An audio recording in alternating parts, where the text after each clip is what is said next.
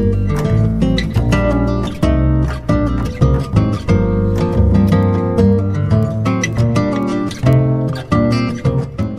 Box started out as a want to produce unique beers. I mean, everybody says that, but we also wanted to go one more step to where we were doing all natural things.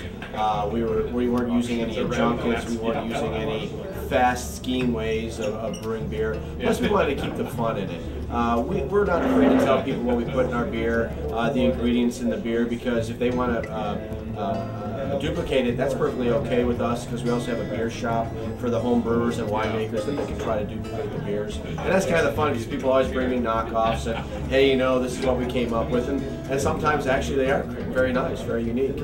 And Black Box is still going in that category where it is a craft beer, because we are small, so it's unique for the local area to find something that they can't get anywhere else. We have kegs, we do growlers, but we're leaning towards cans, so that's kind of something new for everybody. If I had to say one thing, the bottles are very unique and nice, but we're starting to see a move towards the recycling, the green, and we feel that the cans are more recyclable, a little bit more user-friendly, plus more acceptable at locations.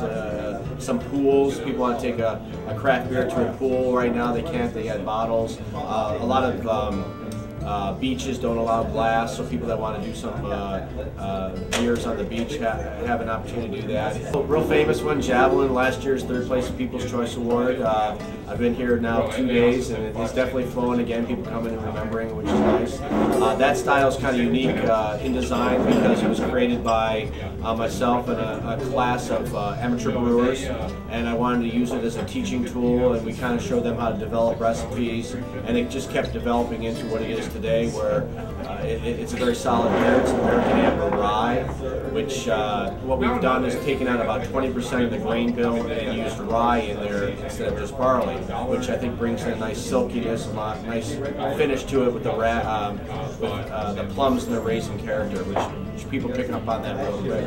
The Cloud 9 is definitely a summer beer. The Cloud 9 is a Belgian white with lemongrass, so that you get all the aromatic characters and a little bit of bitter and sweet orange peel, which gives you that citrusy kind of refreshing character, and then that potpourri kind of coriander in the finish, which people seem to notice, but it's not overpowering.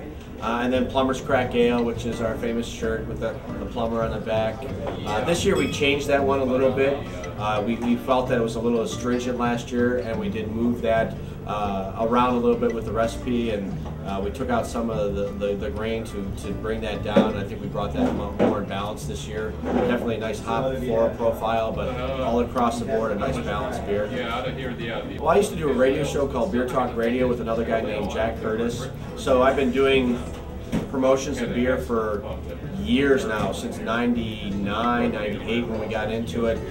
Dan Gates knew who I was. We have done a few items with them, and when he heard I opened up the brewery, he thought this would be a great opportunity for us to come up, and our beers have done very well for them, so it's a great opportunity to pull a pint and try a pint, and if you don't want to try a pint, you can try a sampler here, which is very nice for people to try something. If they don't like it, they can move on to something else.